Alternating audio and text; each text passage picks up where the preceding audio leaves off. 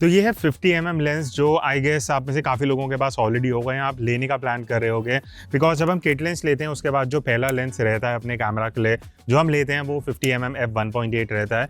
तो आज की वीडियो में ना मैं 5 ऐसी मिस्टेक्स आपको बताने वाला हूँ जो शायद आप अपने 50mm f1.8 लेंस के साथ कर रहे हो, जो आपको अवॉइड करनी चाहिए और जो आपको हेल्प कर सकती हैं शार्प और बेटर फोटोज लेने में। तो स्टार्ट करते हैं विद दी फर्स्ट। तो वीडियो में आगे बढ़ने से पहले मैं आपके साथ एक गुड न्यूज़ शेयर करना चाहूँगा कि मेरी वेबसाइट kunalmalhotra.in लाइव हो चुकी है, जहाँ पे मैं काफ़ी ज़्यादा कोर्सेज लाने वाला हूँ। कुछ ऑलरेडी अपलोडेड हैं, जिनमें से सबसे इंपॉर्टेंट कोर्स है स्मार्टफोन फोटोग्राफी का। तो अगर आप मेरे एक्सपीरियंसेस, मेरी नॉलेज अबाउट स्मार्टफोन फोटोग्राफी मेरे साथ सीखना चाहते हो तो इस कोर्स में आप एनरोल कर सकते हो, जहाँ पे मैं आपको स्मार्टफोन फोटोग्राफी का, फिर चाहे वो iOS हो या एंड्रॉयड, मैं आपको कॉम्पोजिशन बताने वाला हूँ, लाइटिंग की टेक्निक्स बताऊंगा, कैसे आप किसी भी सिचुएशन में शार्प एंड क्लियर फोटोज ले सकते हो, फोटोज को देखना कैसे है, कैसे प्रोसेस करना है, और सबसे इंपॉर्टेंट उनको जब आप सोशल मीडिया पे अपलोड करते हो तो एज अ फोटोग्राफर आपको अपनी मार्केटिंग कैसी करनी चाहिए। तो अगर आप A to Z of smartphone photography जानना चाहते हो, लिंक डिस्क्रिप्शन में आप चेक कर सकते हो। और साथ ही साथ adobe Lightroom CC master class का भी कोर्स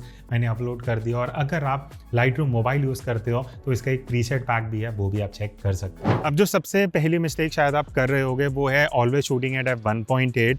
तो अभी मैं आपको एक प्रैक्टिकल एग्जांपल दिखाता हूँ। मेरे साथ उस्मान है पीछे जो एज अ मॉडल आज है। तो मैं क्या कर रहा हूँ, पहले f1.8 पे एक फ़ोटो लेता हूँ और फिर आपको बताता हूँ कि यहाँ पे क्या बेटर कर सकते हो शार्प फोटोज़ के लिए। तो सबसे पहले एक f1.8 पे शॉट लेते हैं। उस्मान रेडी? ठीक है, तो अभी ये f1.8 पे मैंने एक शॉट लिया है। अब नेक्स्ट शॉट जो मैं लूँगा वो f नंबर बढ़ा के अराउंड f2.8 पे अभी मैं कर दूँगा। अभी यहाँ पे सेम फ्रेम लेते हैं। रेडी? अब मैंने f2.8 पे फ़ोटो क्यों ली, उसका रीज़न है, अगर मैं दोनों फ़ोटोज़ को आपको साइड बाय साइड दिखाऊंगा, थोड़ा सा हम जूम करेंगे सेंटर की तरफ, तो आप देखना कि 1.8 में फेस में थोड़ी सी सॉफ्टनेस होगी एज़ कम्पेयर टू f2.8। अब ऐसा क्यों होता है? बिकॉज जब आप वाइड ओपन शूट करते हो f1.8 पे तो होता क्या है कि बहुत ज़्यादा लाइट अंदर आती है, जिस वजह से, और काफ़ी टेक्निकल रीजंस है वो अभी हम स्किप करेंगे, बट आपकी 1.8 पे जो मिनिमम f नंबर होता है वहाँ पे थोड़ी फ़ोटो सॉफ्ट आती है। 2.8 पे अगर आप देखोगे फेस में ज़्यादा टेक्सचर है, ज़्यादा डिटेल है। उसका रीज़न ये है, जब आप हल्का सा f नंबर इंक्रीज़ कर देते हो तो आपकी ओवरऑल जो इमेज में शार्पनेस है सेंटर टू एज वो बेटर हो जाती है। तो ये है पहली मिस्टेक। तो जब आप मान लेते हैं जैसे इस सिचुएशन में आप पोर्ट्रेट शूट कर रहे हैं, f1.8 2.8 में आप ब्लर देखोगे इतना खास डिफरेंस नहीं है, और ज़रूरी भी नहीं है आप 2.8 पे जाना है, आप 2.2 या 2.5 पे भी जा सकते हो, वहाँ भी आपको कंपैरेटिवली बेटर शार्पनेस मिलेगी एज़ कम्पेयर टू f1.8। अब जो नेक्स्ट मिस्टेक हो सकती है वो इतना ज़्यादा इंपॉर्टेंट नहीं है, बट टेक्निकली थोड़ा सा ध्यान रखना पड़ेगा। विनियटिंग है जिसकी मैं बात कर रहा हूँ। विनियटिंग क्या होता है? एजेस में थोड़ा डार्क एरिया दिखता है। मैं प्रैक्टिकली आपको दिखाता हूँ फ़ोटो लेके। तो ये पहला शॉट मैं f1.8 पे ले रहा हूँ, यहाँ पे ये 1.8 है, ठीक है। इसके बाद थोड़ा सा बढ़ा के एक 2.8 पे लेते हैं, एंड देन मैं एक शॉट f4 पे लूँगा, ठीक है। अब यहाँ पे मैंने ये मल्टीपल फोटोज़ क्यों ली? अब अगर आप साइड बाय साइड ये रिजल्ट्स देखोगे, f1.8 के आप एजेस में ध्यान देना, वही f4 के एजेस में ध्यान देना, अब काफ़ी डिफरेंस आपको दिखेगा। क्यों? बिकॉज विनियटिंग में क्या होता है, जितना f नंबर आप चूज़ करते हो ना, एजेस में डार्कनेस ज़्यादा आती है, उसको हम विनियटिंग बोलते हैं। इसका बहुत सिंपल है कि अगर आप रॉ में शूट करते हो, आप लाइट रूम में लेके जाओ, वहाँ ऑप्शन मिलता है रिमूव विनियटिंग, वहाँ से आप इजीली किसी भी फोटो से हटा सकते हो। बट अगर आप JPEG में शूट कर रहे हो तो वो विनियटिंग रहेगी, वो आप हटा नहीं पाओगे। और स्पेशली अगर आप ग्रुप शॉट्स ले रहे हो ना, वहाँ पे दिक्कत देता है क्योंकि एजेस वाले लोग डार्क हो जाएंगे। तो अगर आपको ऐसी फोटो चाहिए जहाँ एजेस डार्क ना आए, ट्राई करो आप अपना f नंबर हाई रखो, स्पेशली अगर आप JPEG में शूट करते हो। तो अब मूव करते हैं थर्ड मिस्टेक पे, जहाँ पे मान लेते हैं आप किसी ऐसी लोकेशन पे आए हो जहाँ आपको बैकग्राउंड भी थोड़ा सा दिखाना है, एटलीस्ट लोगों को पता लगे आप कहाँ फोटोज़ ले रहे हो। अब वहाँ पे क्या होता है, जब आप f1.8 पे शूट करते हो तो बैकग्राउंड ब्लर बहुत ज़्यादा आ जाता है कि बैकग्राउंड दिखता ही नहीं है।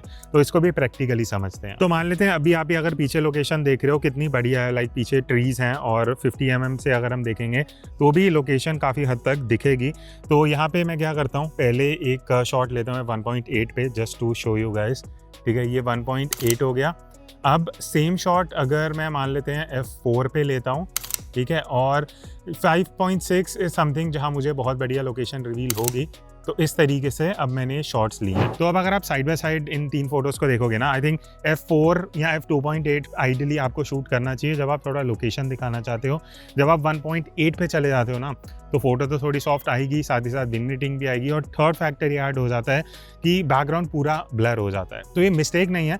अगर आप ऐसी लोकेशन पे हो, एक्चुअली आप बेनिफिट में भी यूज़ कर सकते हो, ऐसी लोकेशन में हो जहाँ बहुत बिजी है, बहुत लोग हैं, काफ़ी क्राउड है और आपको सब्जेक्ट को स्टैंड आउट कराना है, वहाँ आप f1.8 पे शूट कर सकते हो। अदरवाइज थोड़ा सा लोकेशन दिखाना है तो आप f नंबर थोड़ा इंक्रीज करके 2.8 या f4 पे फोटोज़ ले सकते हो। अब जो नेक्स्ट पॉइंट है वो स्पेशली अगर आप एक बिगिनर हो, ये समझना ज़रूरी है।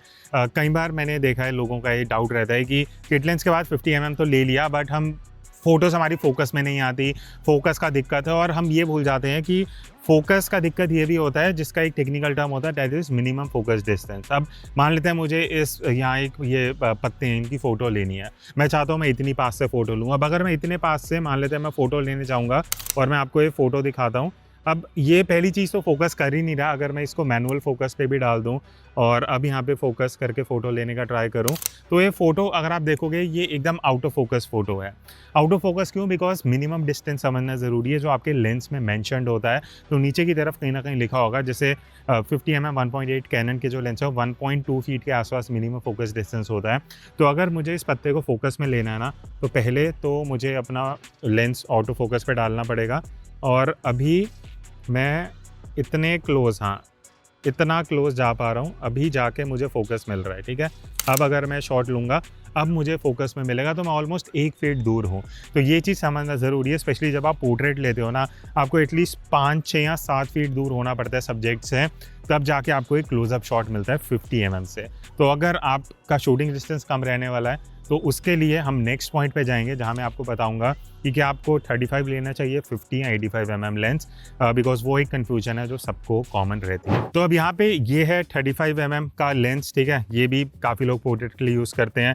देन 50 mm लेंस है जो मेरे कैमरा में लगा हुआ है, और थर्ड है हमारे पास 85 mm लेंस। अब तीनों ही कोई f1.8 है, कोई f2 का लेंस है, बट कॉमन चीज़ क्या रहती है पोर्ट्रेट के लिए, बिकॉज प्राइम लेंसेज हैं।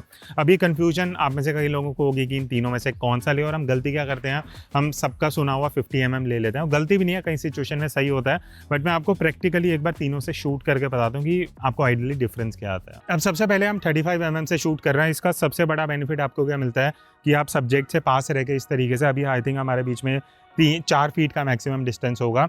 अब यहाँ से जो मैं फ्रेम लूँगा वो सेम मेंटेन करूँगा बाकी 3 लेंसेज में, और मैं आपको डिस्टेंस का फ़र्क दिखाऊंगा। f नंबर में तीनों में f2 यूज़ करूँगा, बिकॉज 85 mm लेंस हमारा f2 है, तो वो डेप्थ ऑफ फील्ड आपको सिमिलर दिखाने के लिए।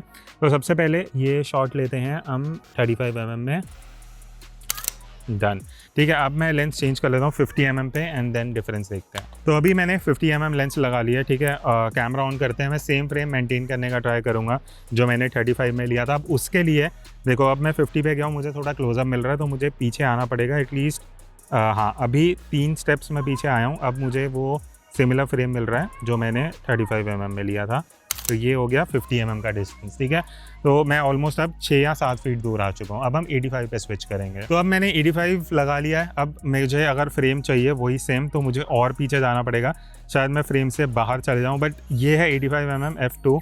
अब अगर मैं शॉट लेता हूँ, ठीक है, अब जाके अभी मैं ऑलमोस्ट आई थिंक 10 फीट दूर हूँ। अब सबसे पहला डिफरेंस जो आप नोटिस करोगे वो है बैकग्राउंड की कंप्रेशन का। 35 में क्या था, आपको ज़्यादा बैकग्राउंड दिख रहा है, फिर अगर मैं 50 पे जाता हूँ थोड़ा कंप्रेस होता है। 85 पे क्या है, बैकग्राउंड ना स्ट्रेच हो जाता है, आपको एक स्पेसिफिक पार्ट दिखता है। तो यहाँ से आप डिसाइड कर सकते हो। 35 mm में क्या है, ज़्यादा आपको एम्बियंस दिखेगा। 85 mm में बैकग्राउंड अगर डिस्टर्बिंग है तो आप 85 यूज़ कर सकते हो। दूसरा डिफरेंस आपको जो पोर्ट्रेट में मोस्टली देखने को मिलेगा वो ये है कि बैकग्राउंड ब्लर का, तो देखने में आपको 85 mm का थोड़ा सा ज़्यादा बैकग्राउंड ब्लर दिखेगा। क्यों? बिकॉज वो बैकग्राउंड को कंप्रेस करता है। और डिस्टेंस का तो मैंने आपको दिखाई दिया। तो ये कुछ रीजंस हैं जिस बेसिस पे आप डिसाइड कर सकते हो कि आपको 35 चाहिए, 50 चाहिए या 85 mm लेंस। तो ये थी कुछ 5 मिस्टेक्स या टिप्स जो मुझे लगता है आपको हेल्प कर सकती हैं आपके 50 mm 1.8 लेंस से बेस्ट इमेजेस लेने के लिए। अगर कोई एक्स्ट्रा टिप है जो आपको लगता है आपके हिसाब से फॉलो करनी चाहिए, वो कमेंट करके बता देना, या इन 5 में से कौन सी मिस्टेक आप फॉलो कर रहे थे, do comment and let me know. So that's it, I will see you in the next video. तब तक take care and keep clicking.